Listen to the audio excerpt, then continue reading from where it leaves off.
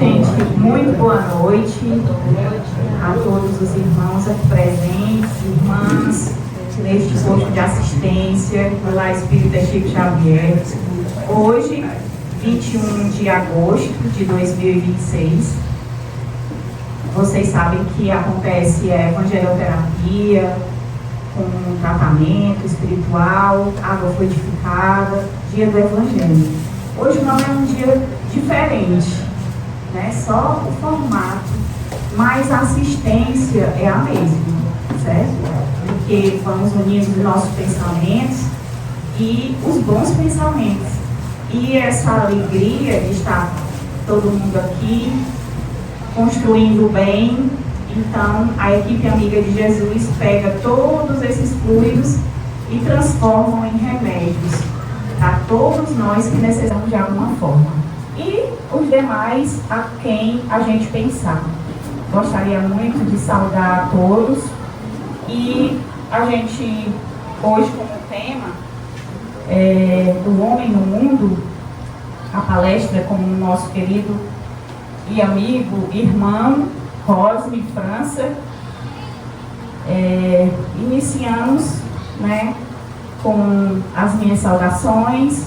Todo mundo me conhece, eu sou atriz, trabalhadora do Chico e dirigente da Casa Espírita, deste posto de assistência chamado Lar Espírita Chico Xavier. Então, é com muita alegria que também vejo a nossa irmã aqui, Roberta, e os demais a quem eu pude receber um a um. Muito obrigada e que façamos agora a prece inicial, depois o nosso amigo, irmão, vem. Bom, vamos fechar os olhos, quem quiser se sentir, né, confortável, fechar os olhos e agradecer esse momento grandioso, esse momento especial, essa sexta-feira. Hoje, pensemos no dia e estamos aqui durante essa noite para celebrar o bem e com um tema tão rico que nos fala tanto. Então, não podemos deixar de fazer a oração universal, o Pai Nosso. Então, todos unidos em um único pensamento, pensando nesse bem coletivo, nessa coisa boa, harmoniosa, depois de ter sido embebecido com a musicalização. Vamos dizer: Pai nosso que estais no céu, santificado seja o vosso nome. Venha a nós o vosso reino. Seja feita a vossa vontade, assim na terra como no céu. O pão nosso de cada dia nos dai hoje. Perdoai as nossas ofensas, assim como nós perdoamos a quem nos tem ofendido. Não deixeis cair em tentação, mas livrai-nos de todo mal. Que assim seja. E assim sendo, queridos, apresento o Cosme França e saudações, meu irmão. Seja bem-vindo. Muito boa noite a todos e a todas, como a gente tem comumente falado. É um prazer enorme estar aqui revendo pessoas que há algum tempo não via também, né? A Aline, fazia muito tempo que não via, seu esposo, esqueci o nome, a idade pesa, né? Nessas horas é complicado. Meu irmão Gilberto, a gente conversa, né? Temos conversas virtuais, né? Mas é uma satisfação enorme estar aqui com vocês. Uma casa que a gente tem no nosso coração, uma família que nos acolhe, né? Que nos inspira, que nos segurou muita coisa, que nos ajudou muito, tem ajudado, né? Na nossa vida, na nossa caminhada, e sempre grato quando a Cris nos convida para bater um papo, a gente conversar, fazer um tema. Isso é muito inspirador para todos nós. Hoje mais um tema ligado à minha área, né, que eu gosto de conversar, né, através do Evangelho, e também um tema ligado à questão da própria sociedade, como nós nos vemos. Então, o homem no mundo está lá no capítulo 17 do Evangelho, segundo o Espiritismo, e é o item 10. Mas esse tema tem a ver com o quê? Né? Do que nós estamos tratando, então, nesse tema? Se a gente olhar lá o título do capítulo, Sede Perfeitos, como diriam os antigos, é mole, né? Ser perfeito, coisa mais tranquila do mundo, né? Então é óbvio que ali está um objetivo, porque nós, enquanto espíritos, quando nós fomos criados, como diz lá no livro dos Espíritos, simples e ignorantes, né, para você iniciar a sua caminhada, tínhamos já inserido na nossa alma, no nosso coraçãozinho da alma, esse objetivo, a consciência divina e o objetivo de evoluir, de chegarmos à perfeição. Mas a caminhada é longa, né, cheia de tropeços, quedas e também muitos ressuscitados, né? Nós nos ressignificamos ao longo da nossa vida. A cada capítulo que a gente abre no nosso livro da vida universal, nós recomeçamos e iniciamos essa caminhada evolutiva. Então, para a gente iniciar, eu até coloquei esse trechinho porque eu tenho assim uma... Não, tudo bem, não tem problema, tá? Pode ficar com o coraçãozinho tranquilo, tá? Então, nós temos um hiperfoco, como agora é moda falar, né? No paralama do sucesso, gente. Eu tenho esse problema desde a minha adolescência, tá? Então, eu não vou dizer que faz 40 anos, porque senão vão achar que eu sou velho, mas não é isso, né? É só uma questão de experiência de vida. Então, há 40 anos, né? Eu fui assistir um show com uma amiga, e era o show do Paralamas do Sucesso, lançando o SLT Alagados, e eles tocam uma música que quase ninguém tocou depois, ela não fez sucesso, né? Mas para mim é a melhor música do LP, que me tocou até hoje, eu uso muito esse tema. E ela tem um título chamado O Homem. Olha aí que coincidência, né? O Homem. Então, as pessoas que são assim na nossa faixa etária vão ter aquele frescor da juventude, né? Falando aí de década de 80 e tal, né? Aquele boom do rock nacional, que a gente estava lá curtindo e tal. E aí, nós temos o seguinte, fala assim, e eles tocam uma música que quase ninguém tocou depois, ela não fez sucesso, né? Mas para mim é a melhor música do LP, a que me tocou até hoje, eu uso muito esse tema. E ela tem um título chamado O Homem. Olha aí que coincidência, né? O Homem. Então, as pessoas que são assim na nossa faixa etária vão ter aquele frescor da juventude, né? Falando aí de década de 80 e tal, né? Aquele boom do rock nacional que a gente estava lá curtindo e tal. E aí, nós temos o seguinte, fala assim, o homem traz em si a santidade e o pecado, lutando no seu íntimo, sem que nenhum dos dois prevaleça. O homem tolo se põe a lutar por um lado, até perceber que golpeia e sente a dor. Ele é o alvo da própria violência. Olha que texto lindo, né? Que tem tudo a ver com a nossa vida, tudo a ver com os nossos conflitos. E até lembrando aqueles desenhos animados, né, que a gente assistia também, que tinha aquele diabinho do lado, anjinho do outro, né? Para saber o que você ia fazer e ficava naquela confusão. Mas é o nosso íntimo, é a nossa história de vida. Nós temos ideias conflituosas, não muito boas, e temos outras ideias boas. E isso vai se demonstrando ao longo da nossa história, ao longo da nossa vida, nas nossas decisões, nas nossas escolhas que fazemos todos os dias, até dormindo, né? Até dormindo. E o nosso espírito vai para algum lugar que a gente escolhe ou pode ir, certo? Então, dentro dessa ideia, nós fizemos essa introdução observando como nós somos, que tipo de aprendiz nós somos ao longo da nossa vida. enquanto espírito universal do cosmo, sou cosme, mas é o cosmo. Cosmo é o universo, né? E nós estamos caminhando nesse universo. Hoje aqui, planeta Terra, né? País Brasil, Estado do Ceará, Paracuru, Carnotas, Lar Espírita Chico Xavier. É o nosso endereço no momento. E essa identificação sempre vai estar pairando no nosso nível, principalmente no nosso atual nível evolutivo. Por quê? Nós não estamos ainda lá na perfeição, estamos buscando. Então ainda existem aquelas ideias, às vezes, que não são muito positivas, né? Por quê? Porque nós estamos ainda em contato com a violência, com a inveja, com o ciúme, egoísmo. E temos que lidar com isso, desde dentro de casa, na nossa família, na escola, no trabalho, no centro espírita. Ah, não, no centro espírita não, né? Então, a gente tem todo esse processo dentro dos convívios, das relações humanas e sociais. Por isso, o homem no mundo.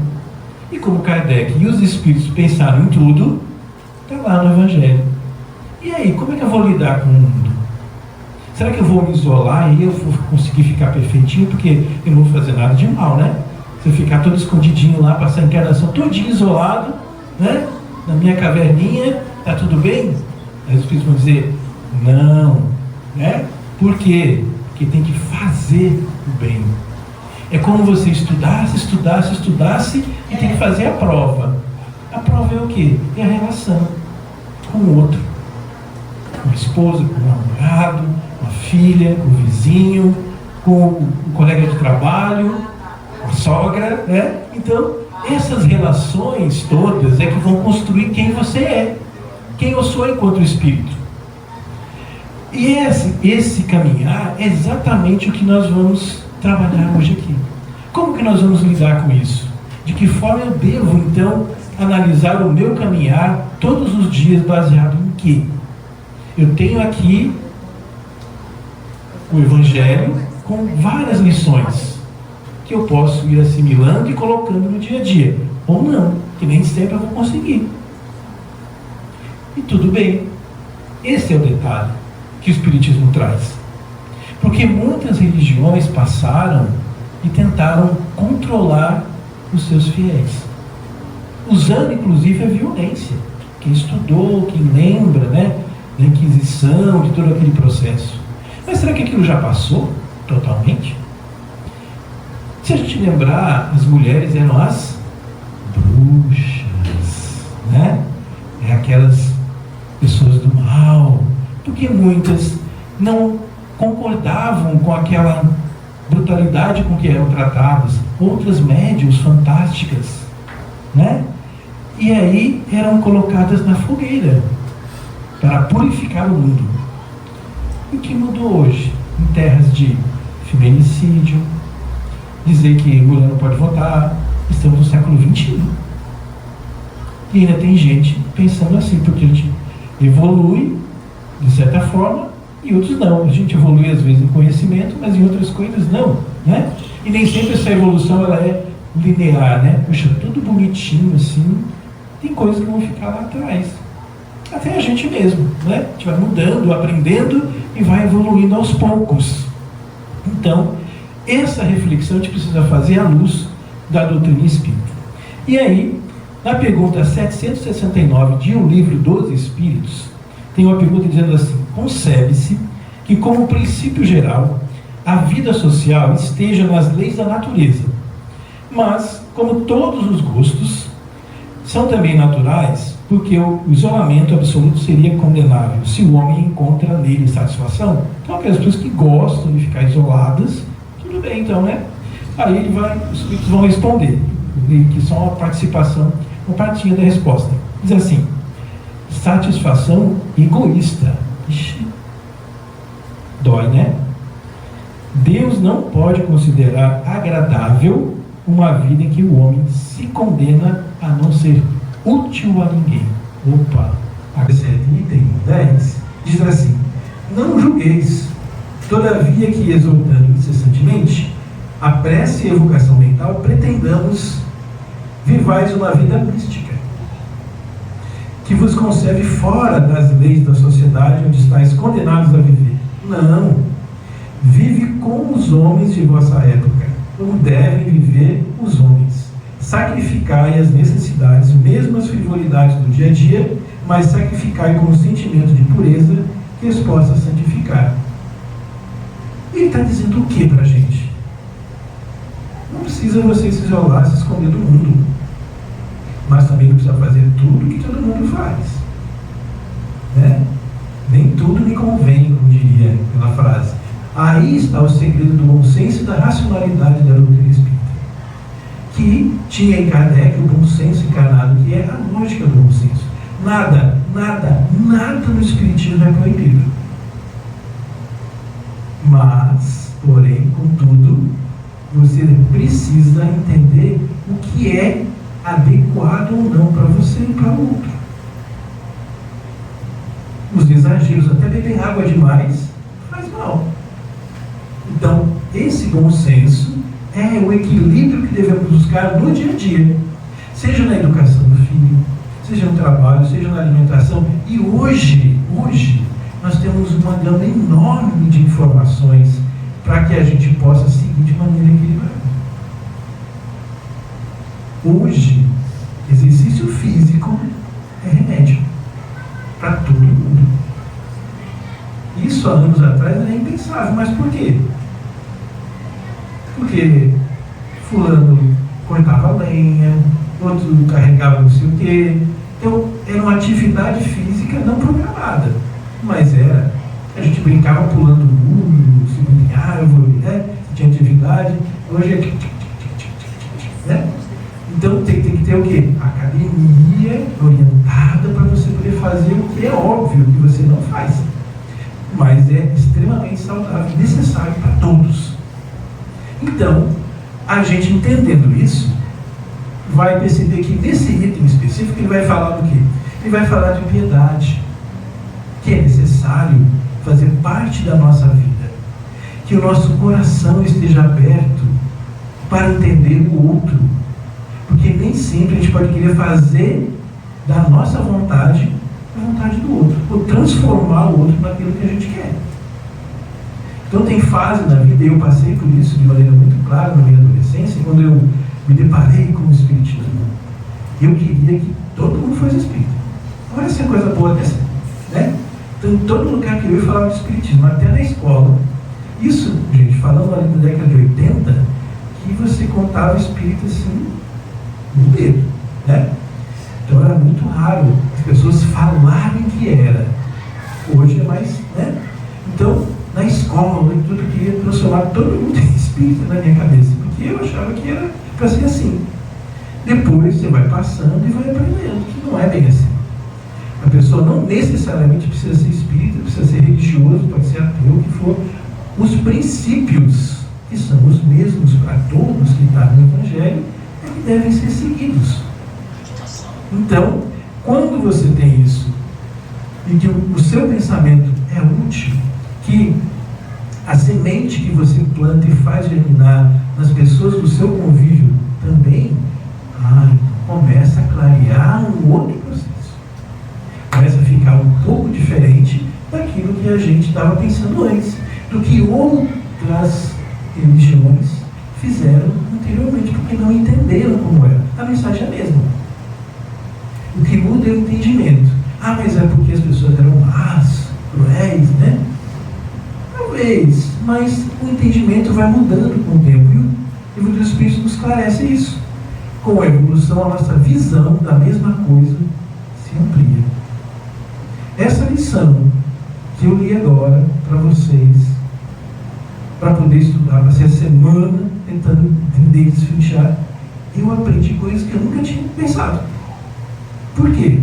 Porque eu estou talvez com uma outra visão do que quando eu li quando eu tinha 14, 15, 20, né? Você está de outra forma. E assim é o Espírito, imagine milênios, né? Quanto a gente não ampliou a nossa visão e aprendeu. O que será que a gente já não aprontou em outras encarnações? Não vamos nem pensar, né? Vamos deixar para lá. Já foi, né? Então, hoje estamos aqui, lá no Espírito Chico Xavier, poeta, poetas, inspiradores, referências da nossa vida, está aqui a Terezinha. Então, mas um dia ela também foi um pouco, né, diferente do que ela é hoje. Então, todos nós passamos por esse processo. E aí, nós temos a caridade como uma força para estabelecer uma justiça equilibrada no nosso meio. Né? É necessário utilizar a caridade para fazer justiça. Justiça como? Justiça que a pessoa tenha o alimento necessário, que tenha a saúde, que tenha a educação necessária, que tenha acesso ao mínimo para que ela possa se desenvolver e evoluir, que é o objetivo de todos nós. Então, esse princípio vai fazer com que a prece seja um mecanismo, mas ela não basta. Existe a necessidade de uma ação efetiva para que aquela pessoa possa mudar. Se ela está com fome, não adianta só a prece, como a casa espírita faz há muito tempo, né? Aquelas famílias que se dedicam, tem aquele apoio, até ela não precisa mais, aí vem outra, e assim a gente vai melhorando aos pouquinhos. Então, esse processo vai ser exatamente diferente. As renúncias, casamento é um prato cheio para isso, né? As relações, por quê? Você tem que renunciar a algumas coisas para poder conviver bem. E se você for fazer tudo só o que você quer, não vai dar certo. Em algum momento isso vai travar e a situação não vai ficar boa. Então, tudo isso está nesse item 10, gente. Tudo que eu falei agora, até agora, está nesse item 10, um trechinho desse tamanho assim. Todas essas coisas. E aí, ele fala da necessidade da busca da perfeição e do não isolamento, para fechar. Porque como é que você vai fazer tudo isso sozinho, isolado? Não tem como. Tem que ter essa troca, tem que ter essa conversa, tem que olhar, tem que ler, tem que aprender, tem que ver que o que você está fazendo não está certo, porque o outro está dizendo, você tem que ser humilde a ponto de, puxa, realmente pisei na bola. E a humildade de reconhecer que é, porque faz parte da nossa natureza. Então, esses elementos todos fazem com que a gente crie como se fosse um espelho.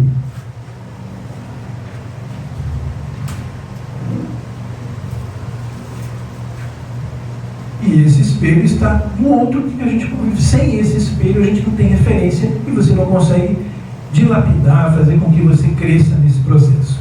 E aí a gente entra em algo extremamente importante, que é a convivência, a empatia e a questão da própria indiferença, né? Que faz parte do processo. Então, aí nós temos o seguinte, tem uma pessoa que escreve na internet, espírita, ela diz assim: acolher não pode ser abandonar. Um dos objetivos do Espiritismo é aproximar mais pessoas de Jesus com conhecimento, escuta e caridade. Quando ela fala escuta, eu acho que ela fala de maneira muito profunda, porque às vezes a gente não tem essa paciência. Às vezes a gente quer que o outro tenha paciência, você quer despejar uma série de coisas que estão dentro da sua angústia, mas você não tem a paciência de ouvir. Isso acontece às vezes com o nosso filho, não, emprego. E principalmente quando a gente está usando esse objeto. A gente quer ouvir e clicando e passando, você não está ouvindo. Não existe a conexão, aquele momento necessário do olhar, do sentir, do conhecer. Você não consegue nem concentrar aqui, nem nas informações que estão ali. E isso a gente tem que vencer, são as dificuldades. Aí vai aquela história do comecinho lá, o homem traz em si a santidade e o pecado, né? Como eu uso? De que forma eu uso? De que forma eu vou poder fazer com que isso evolua? E aí, exercendo o meu lado cultural, trouxe para vocês o Cebolinha, né? Cebolinha trazendo noções espíritas. Então, eu lendo, lembrei dessa história que é Cebolândia. Mas o que é isso? Mais um plano infalível, né? Do nosso amigo personagem querido.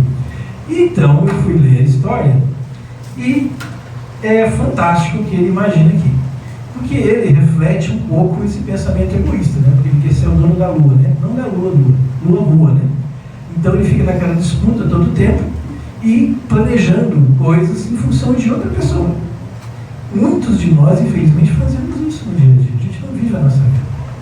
A gente vive a vida do outro. de um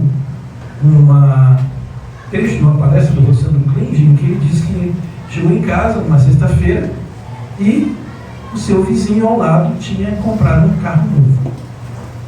Carrão, assim, né? Eles poderosos. E aquilo já deu, ele ficou incomodado, né? Ai meu Deus, né? E o dono todo feliz, né? Mostrando para ele todas as funcionalidades, tudo que ele mostrava, ele encolhendo, né? E aí ele chega em casa, para resumir a história, ele passou um fim de semana tentando, e agora na internet você faz tudo, né? Então ele tentou fazer tudo que ele podia para comprar, acho que é Santa Fé o carro, se não me engano, um carro desse. Assim. Na época, eu me lembro, já é uma história um pouco mais antiga, deve ter outros mais chiques agora, né? Então, e ele passou o final de semana, daí, como ele diz, a esposa dele é de luz, que sempre, se vocês observarem nos romances, sempre a mulher vem resgatar o homem, né? Então, graças a Deus, a gente tem mulheres evoluídas, né? Para a gente poder ser salvo em algum momento lá na frente. Então, a mulher dele, depois de ver aquela angústia, lógico que ele tinha que, tipo, não almoçar um ano, mais ou menos, né? Tinha que fazer alguma coisa assim para poder comprar esse carro, né? E aí a esposa disse, olha, meu filho, vamos parar com isso, né? Vamos botar a mãozinha na consciência e que não dá, não é para nós. Felicitar lá o nosso amigo que está bem, pode ter, e está tudo bem, e vamos seguir a nossa vida, né? Então, esse é importante. O Cebolinha é essa figura, gente. É aquele sujeito que vive em função do outro para poder, a felicidade dele está na suposta desgraça do outro. Então o Cebolinha cria um país para ele, Cebolândia, porque ele quer ser dono de alguma coisa. E quando ele cria esse país, ele faz o quê? Porque ele não quer depender de ninguém. Mas ele pega um tampo de mesa da mãe, ele pega vários drones daquele personagem que é o cientista lá, amiguinho dele, então ele pega tudo de todo mundo e fica lá, e aí ele tem que comer, ele tem que vestir, ele tem que... depende de tudo. Então na cabeça dele, ele tem um país só para ele e não vai precisar de ninguém. E essa realidade é dura quando a gente percebe que na realidade nós dependemos do outro para tudo na nossa vida. E quando ele cria esse país, ele faz o quê? Ele não quer depender de ninguém. Mas ele pega o tampo de mesa da mãe, ele pega vários drones daquele personagem que é o cientista lá, amiguinho dele, então ele pega tudo de todo mundo. E fica lá. E aí ele tem que comer, ele tem que vestir, ele tem que... depende de tudo. Então na cabeça dele, ele tem um país só para ele e não vai precisar de ninguém. E essa realidade é dura quando a gente percebe que na realidade nós dependemos do outro para tudo na nossa vida. Para a gente evoluir, está claro que no Evangelho depende do outro. O exercício da sua evolução depende da caminhada que você faz em relação ao outro que está do seu lado. Então o Cebolinha, ele é um personagem que nos faz refletir. Se a gente fizer essa leitura crítica do personagem, do perfil dele, a gente vai entender que tem uma função social e que está muito presente na nossa sociedade. Então, esse desejo egoísta dele é o que estimula muitas pessoas a viverem todo dia. E aí vai a inveja, a fofoca, toda essa construção. Então, a tarefa do cristão não seria fugir do mundo, mas abandonar as ilusões. Aí vai a história do Rossandro, do Cebolândia, do Cebolinha, né? E várias outras coisas que a gente cria que vão dar mais dificuldade do que coisas boas para nós. Então, o céu não é um local, mas um estado de consciência e harmonia com as leis divinas. Então, não é possível manifestar esse amor fugindo do semelhante. Então, o amor precisa desse oxigênio, que é a vida pulsando pelo outro. Então, nós dependemos dessa relação para construirmos essa evolução. Mesmo que aqui e ali a colagem tropece, ou vão ter momentos que você precisa, não é isolar-se, é você ficar contigo mesmo, para saber como é que você está, é usar o espelho, né? Como Santo Agostinho dizia, toda noite eu parava e pensava, o que eu fiz hoje melhor do que ontem, o que eu posso fazer amanhã melhor do que hoje. Então é aquele momento que você precisa, alguns precisam de mais tempo, outros menos tempo, mas é necessário também, e respeitar esse momento. Muitos adolescentes têm isso, né? E a gente às vezes como pai não entende. A gente quer saber o que você está fazendo, menino, o que você está fazendo aí. E às vezes a gente interfere demais naquele momento que ele precisa desse isolamento. Né? Momentâneo, pode ser uma coisa contínua. Então, dentro dessa ideia, como vamos então buscar a perfeição? Então, vamos observar que a perfeição, como disse o Cristo, encontra-se inteiramente na prática da caridade. Então, esse sentimento está dentro das necessidades que nós temos.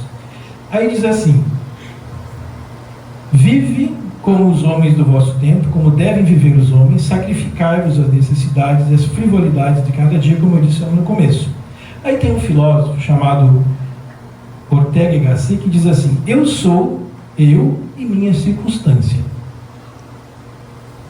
Tá, mas o que você quer dizer com isso? Diz assim: a vida e o mundo ocorrem de uma maneira que lhe dá estar no mundo, ser nele, ocupar-se dele, sendo impossível negá-lo. Ou seja, você está dentro do mundo e não vai negar, não vai fugir dele. Eu falei do que estava no Evangelho e estou falando de um filósofo que nunca leu nada de Espiritismo, porque está na sociedade. E aí nós temos um exemplo a seguir, que é quem? Jesus, modelo e guia, está lá no Livro dos Espíritos, né? Então, está dizendo assim: qual o mais perfeito que Deus ofereceu? Né? Jesus. Por quê? Nenhum grande homem pode ser considerado perfeito enquanto não houver em si a harmonia entre o pensamento, o sentimento e a ação moral. Então Jesus é modelo por quê? Porque não tinha diferença. Se ele estivesse no templo, em casa, assistindo futebol, numa festa, era do mesmo jeito. E nós, infelizmente, criamos uma situação, nós, eu digo sociedade, que parece que eu tenho que ter um comportamento quando eu estou lá no centro espírita, lá na igreja, né? E eu estou no trabalho e eu esqueço disso. É igual aquele desenhozinho animado que eu acho que você deve ter assistido, do Pateta, que passavam para a gente com educação de trânsito, quando eu era criança, né? O Pateta é muito simpático, né? É um personagem muito querido. E quando ele assumiu o volante, ele se transformava, né? Xinga e tal. Lógico que ninguém aqui faz isso, né? Porque todos nós somos espíritos, então não fazemos isso.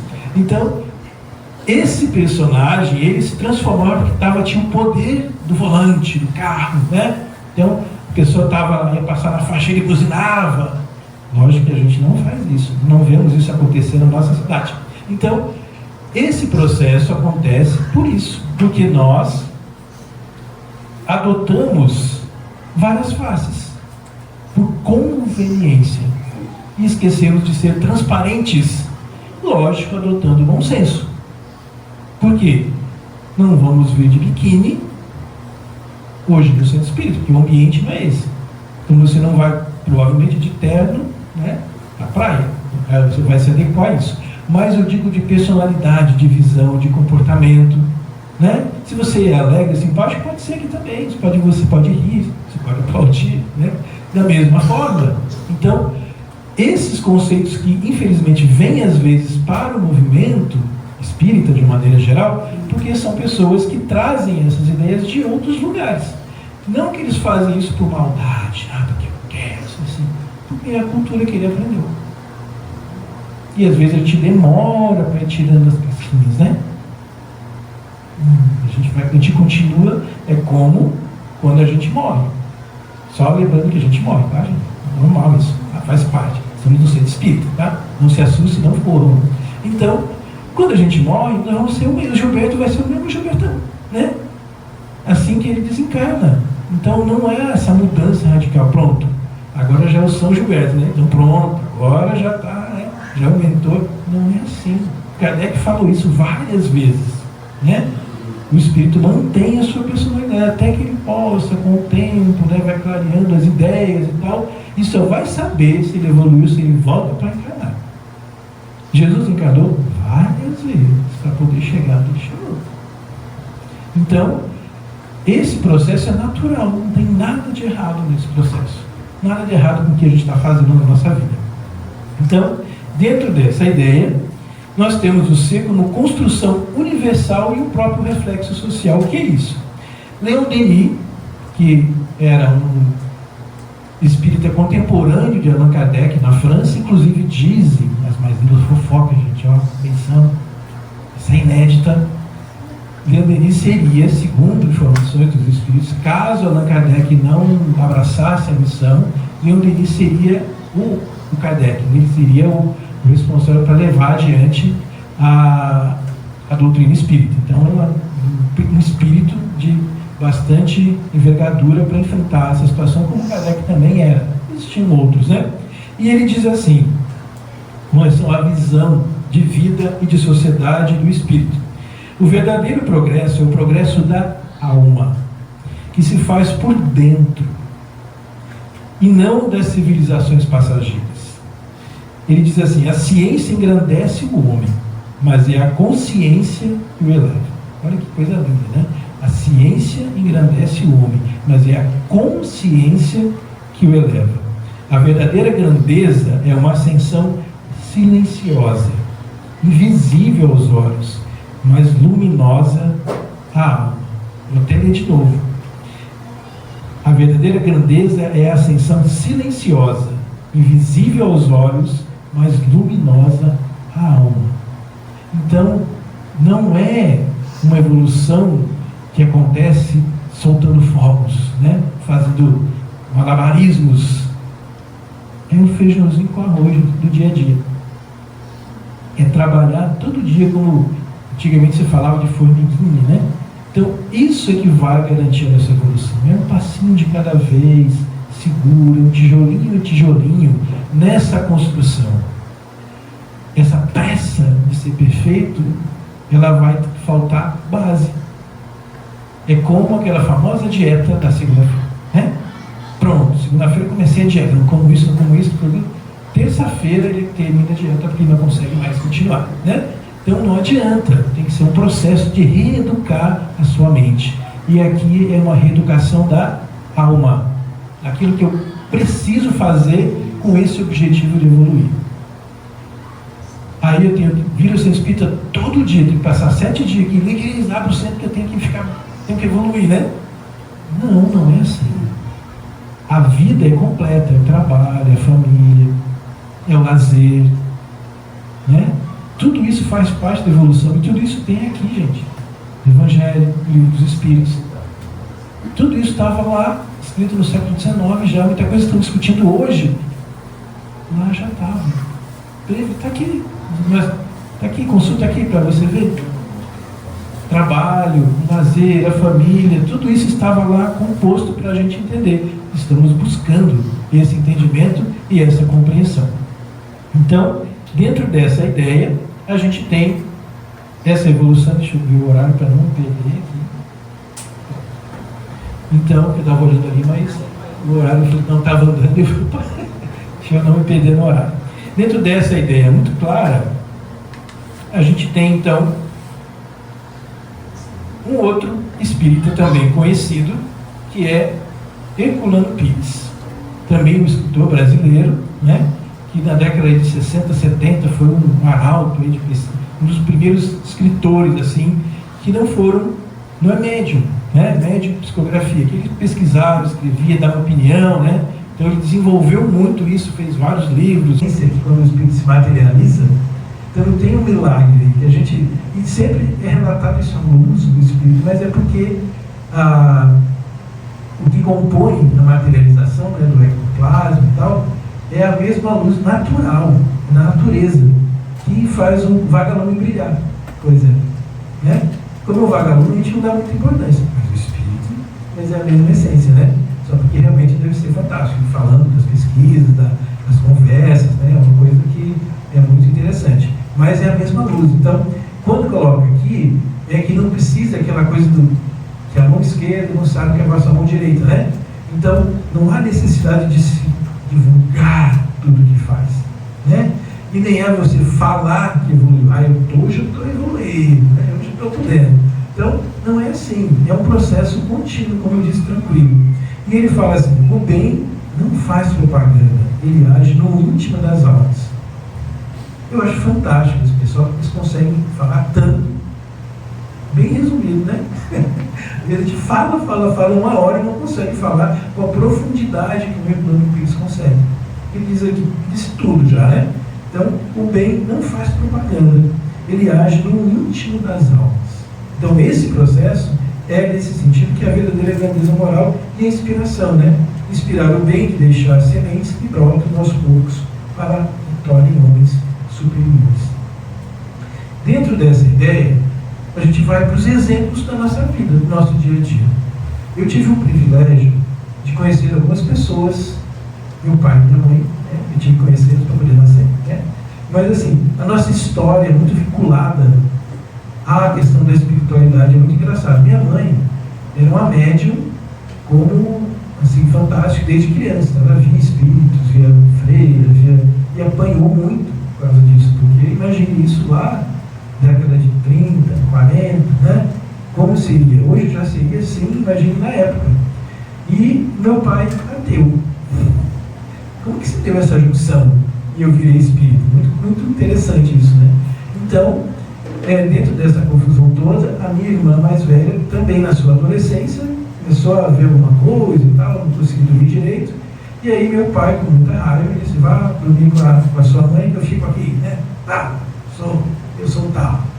E ele teve a sensação, dormindo, que tinham feito assim com ele. Pum. Aí, eu acho que tem alguma coisa aí, né? Tem alguma coisa estranha.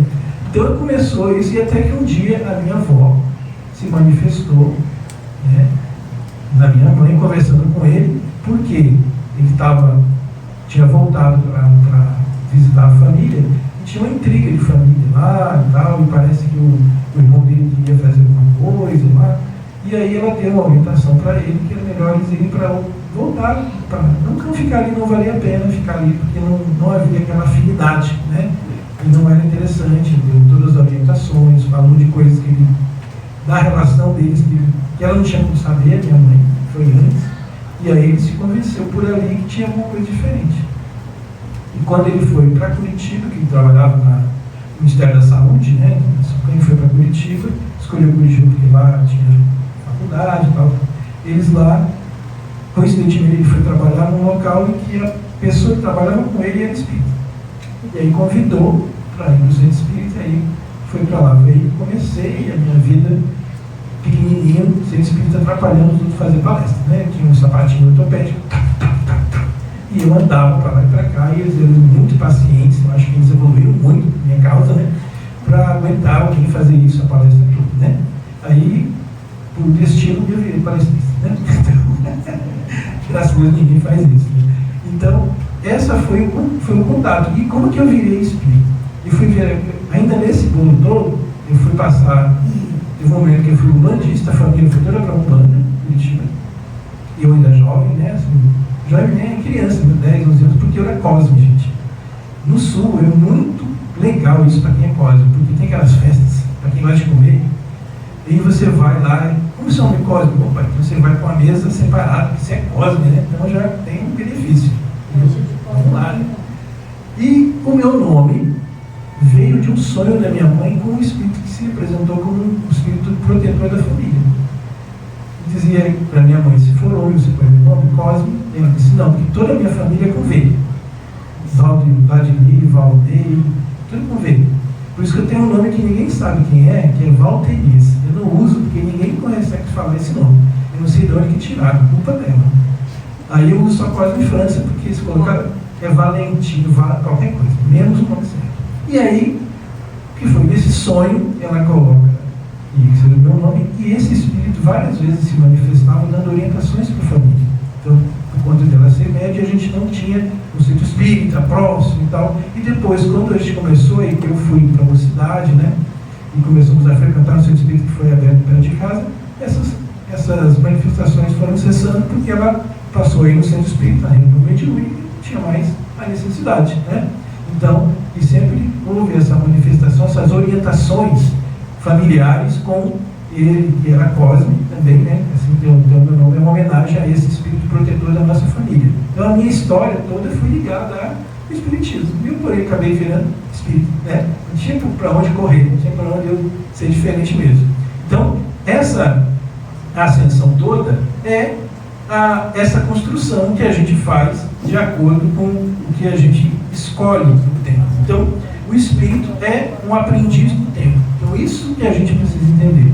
E que esse aprendiz é um processo natural. A gente não precisa olhar para alguém, puxa, é Doce, Divaldo, quantas coisas eles já não fizeram que não foram tão legais lá em outras encarnações, antes dessa que eles coroaram assim, o processo. E que eu estou fazendo aqui, mas eu preciso encarar aquilo como realidade, saber que ainda tem algumas dificuldades, mas eu posso melhorar. Tenho que acreditar que eu posso evoluir. Tenho que me colocar como um aprendiz no mundo. Um homem aprendiz no mundo. Uma mulher aprendiz no mundo.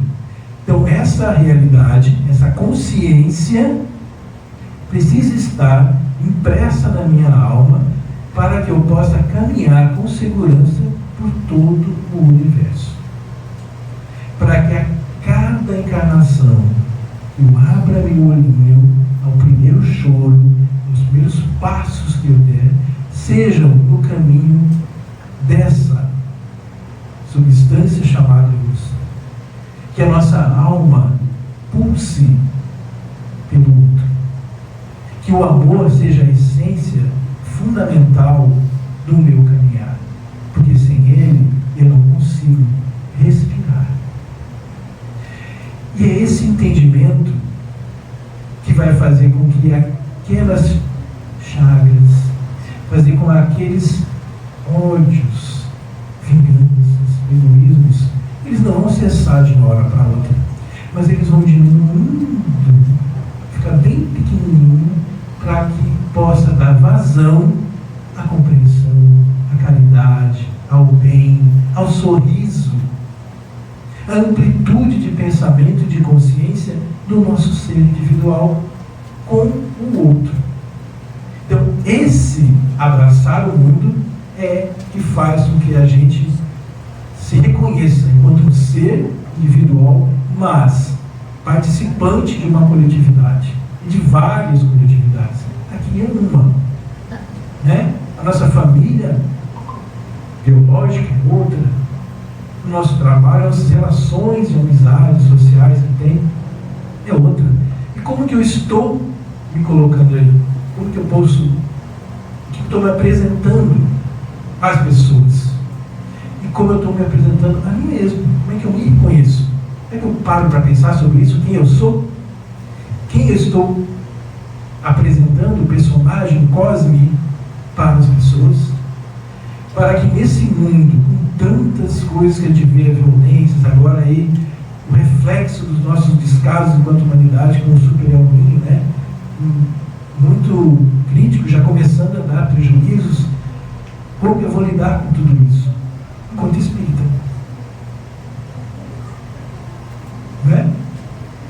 Então, que importância eu dou às coisas do meu dia a dia enquanto espírita? Em tudo que eu faço? Ou eu me esqueço?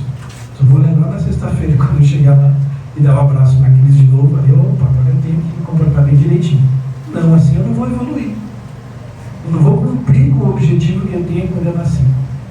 E pior, que eu prometi lá quando eu vim, Eu disse que eu ia fazer. E aí? Como é que fica?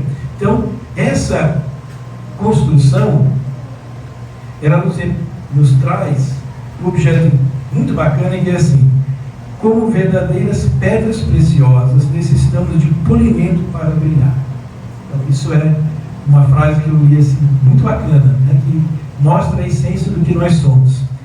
Então, assim, para brilhar como filhos de Deus, necessitamos de muita luta para que possamos atingir a beleza espiritual e nos transformarmos em espíritos de luz. Então, essa história, a gente encerra a nossa palestra falando sobre a música Aprendiz. Aí a Cris vai ser a Cosmete hoje, ela vai nos ajudar aqui na distribuição aqui de uma pequena lembrança, que é a letra da música Aprendiz, que a gente vai ouvir aqui no final, e que essa letra da música, ela vai dizer assim: como alguém que encontrasse a luz depois de andar. O que é isso, gente?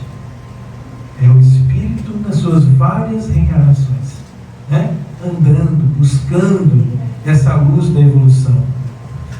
E aí, ela diz assim: eu encontrei tuas páginas e sequei minhas lágrimas. Percebi que a dor da semente é o parto da vida. Olha que coisa linda, né? A dor da semente é o parto da vida. Então, é o germinar da nossa alma em prol do bem, do amor e do próximo. Quando fala os passos do Mestre com fé, razão e consciência, o espaço infinito, encontrei tuas páginas para perceber. E termina assim: meu amor, para entender a flor que brota em mim, meu amor é aprendiz de um bem maior, que seja assim. Então, cuidar da flor para acalmar a dor e ser feliz. Então, essa frase final, ela reflete o objetivo da nossa palestra de hoje, que é cuidar da flor, cuidar do espírito, cuidar da alma, cuidar de nós, cuidar do outro. O amor, para entender a flor que brota em mim, meu amor é aprendiz de um bem maior, que seja assim. Então, cuidar da flor para acalmar a dor e ser feliz. Então, essa frase final, ela reflete o objetivo da nossa palestra de hoje, que é cuidar da flor, cuidar do espírito, cuidar da alma, cuidar de nós, cuidar do outro. Para quê? Acalmar a dor que todos nós temos, ou passamos por ela em algum momento da nossa vida, da nossa existência.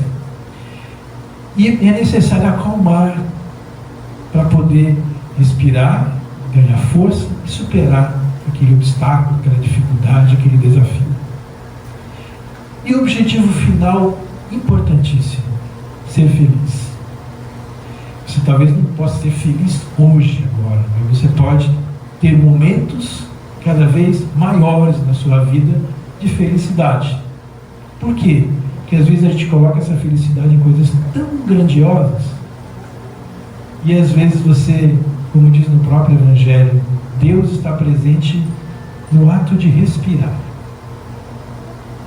No ato de respirar. A felicidade que é respirar. E que alguns às vezes não têm essa felicidade, porque tem que fazer isso com aparelhos, com imensa dificuldade por razões. E se a gente tem essa felicidade, vamos celebrar com felicidade de estar aqui e, fundamentalmente, estar presente com amigos, ter alguém que você possa contar para um abraço, para um sorriso, para chorar junto, que é tão bom quando você tem alguém que lhe acalma o coração. E a felicidade de ser alguém para alguém, de significar um ponto seguro, uma transformação, ou aquela pessoa que vai dar um empurrão para que a outra se transforme, se modifique, melhore, evolua. Ter significado e ressignificar a vida de alguém através de uma fala, de um abraço, de olhar ou de simplesmente escutar. Que sejamos então aprendizes desse universo, que construamos a nossa fé baseada nesse caminhar infinito, constante, recheado de amor em nossos corações. Então agora, se tudo der certo, nós vamos colocar aqui a música e vocês vão poder acompanhar então a letra da música, que é uma prece maravilhosa. É uma passagem assim, é como se você revisitasse sua vida através dos versos poéticos de Tim e Vanessa na música Aprendiz. E logo em seguida, ao final da música, nós faremos a nossa prece então de encerramento para agradecer imensamente estarmos aqui nesse ambiente de luz, de amor, de caridade, de compreensão, de profunda inspiração, que é aquelas mazelas e dificuldades que nós passamos na semana, que fiquem por aí, que a gente possa retornar para casa no caminho trilhado de pedras polidas, né? Pelas polidas no amor, pelas polidas na caridade, pelas polidas na compreensão e na fraternidade solidária que as nossas almas pedem e clamam todos os dias. Então, sigamos então agora com Tia Vanessa.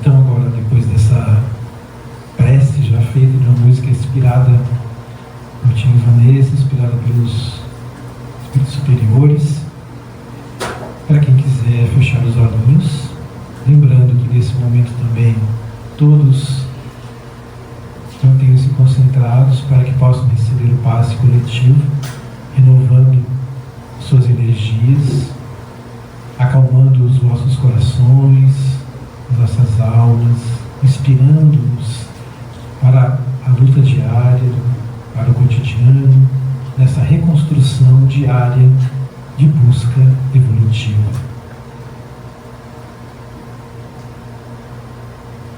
Senhor,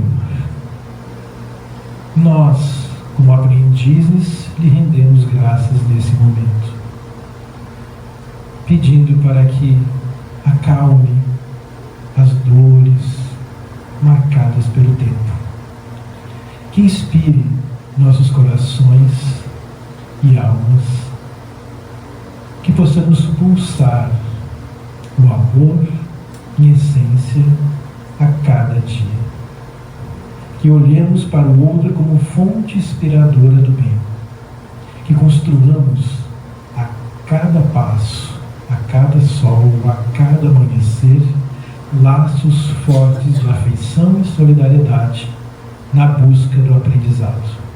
O aprendizado do amor que Jesus nos deixou. Na palavra do Evangelho que revive a cada dia no semblante da criança que sorri ao perdoar. Que aprendamos a sentir o amor na essência de nossa alma. Que construamos relações firmes e inspiradoras, sempre baseadas na caridade construtiva, sem humilhar, sem ofender, diminuindo a inveja, o egoísmo e construindo laços sociais fortes, baseados na compreensão de que somos humildes servos do bem e do amor em Jesus de Nazaré. Que assim seja. Agradecemos de coração e alma aberta.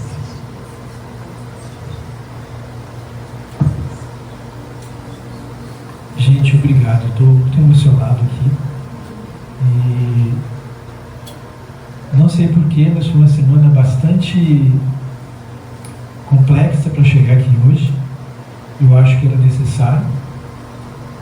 Eu acho que a Cris foi inspirada para isso. E a gente precisava estar aqui hoje. E hoje estar aqui é uma vitória muito grande. E eu agradeço muito a vocês que me inspiraram, que nos ajudaram para que a gente conduzisse. E eu espero que alguma frase, alguma mensagem fique marcada no coraçãozinho de vocês para que os inspire ainda mais a construírem esses laços de fraternidade e de evolução. Eu adoro vocês. Muito obrigado.